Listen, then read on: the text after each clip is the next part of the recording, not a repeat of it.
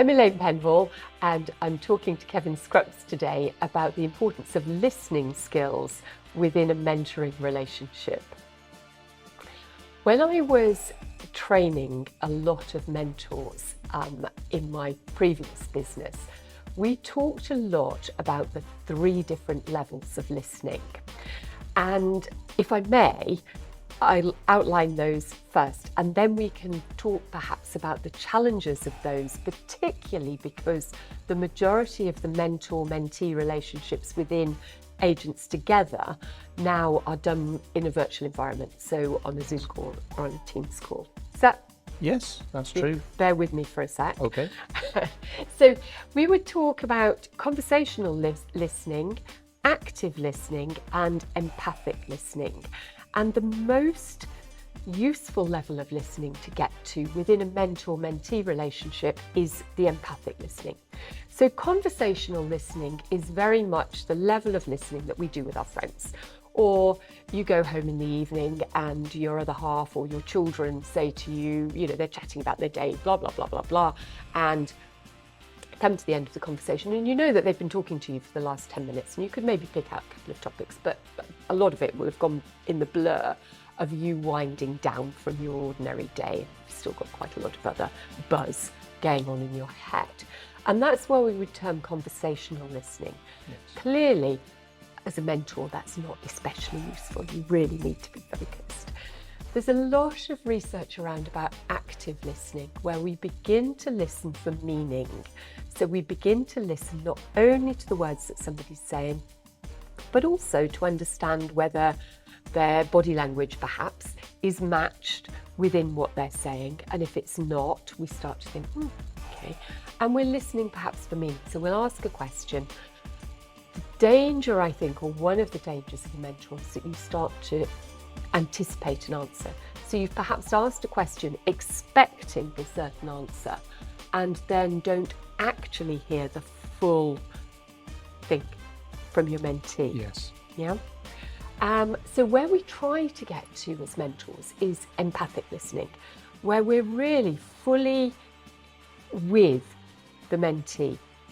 We're listening to not only what they're saying, but also to what they're not saying, and matching that with their body language, to checking out almost subconsciously that they're what we would refer to as congruent. In other words, their body language is matching what they're saying and what they're feeling is coming across in their tone of voice and their language and so on.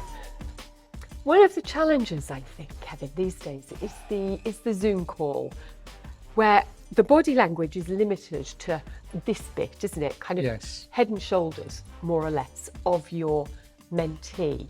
How do you find your ability to listen within the mentoring conversations that you're having? What's it like? I think it all depends on the style of conversation you have as well. I think if you do a question and answer scenario, you are going to get very brief conversation and not pick up anything that could be behind the scenes of the topic. So I think if you can make the Zoom call conversational, if you can have some key points that you think the client wants to discuss, and then you will pick up some of the underlying feelings, but it's harder in the first few calls.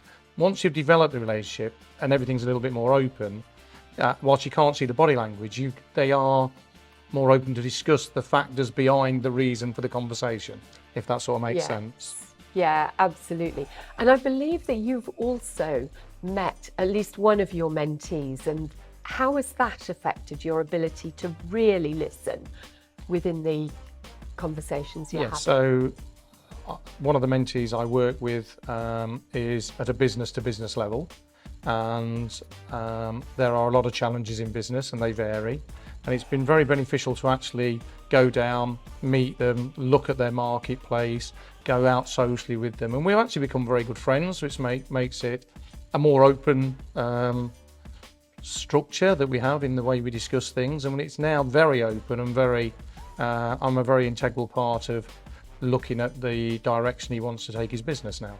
Fantastic. So that meeting has enabled you to understand him better and therefore probably on a virtual call, on a Zoom call, for example, that you can now match what he's saying better because you know him, and so the body language that he's displaying is more apparent. Yeah, I think knowing the character, knowing the personality, knowing their drive or lack of drive and their strengths and weaknesses helps you to guide them at the right pace and have, you know, better conversations and achieve more, really. Fantastic. Thank you.